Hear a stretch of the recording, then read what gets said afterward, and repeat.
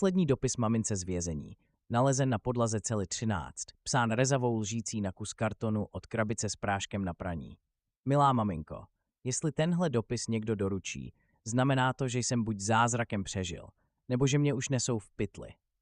Nevím, co je horší. První noc mi Franta Trojka ukázal lásku po vězeňsku. Bolí mě všechno, i věci, o kterých jsem doteď nevěděl, že je mám.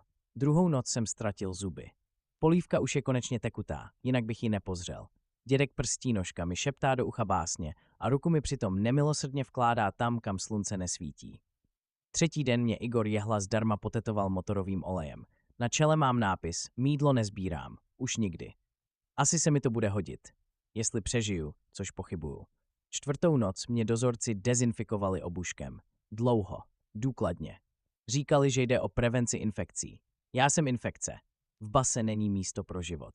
Pátý den mi prodali ledvinu za 2 cigára, ani jsem je nedostal, prý poplatek za manipulaci. Mami, víš, co je ironie? Na zdi nad mojí postelí je nápis Žij svůj sen. Hehe, splněno. Můj sen byl noční můra. 6. večer přišel Jarda Motovidlo. Řekl mi, že mě adoptoval. Odteď jsem jeho malá princezna.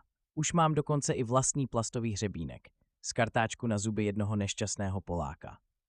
Mami, jestli mě někdy pustí ven, už mě nepoznáš. Budu chodit do strany, mluvit šišlavě, možná už nebudu mít ani jazyk. Ale neboj, pořád tě mám rád. Aspoň myslím, pokud mi zůstane mozek. Zítra mám narozeniny. Kluci z bloku B mi prý chystají překvapení. Už jsem dostal dort ze stvrdlé kaše a vlasů. Mami, kdybych se nevrátil, schovej moji starou kšiltovku. Ta jediná nestratila čest. S Bohem, mámo. Už klepou na mříže. Jde si pro mě Jarda s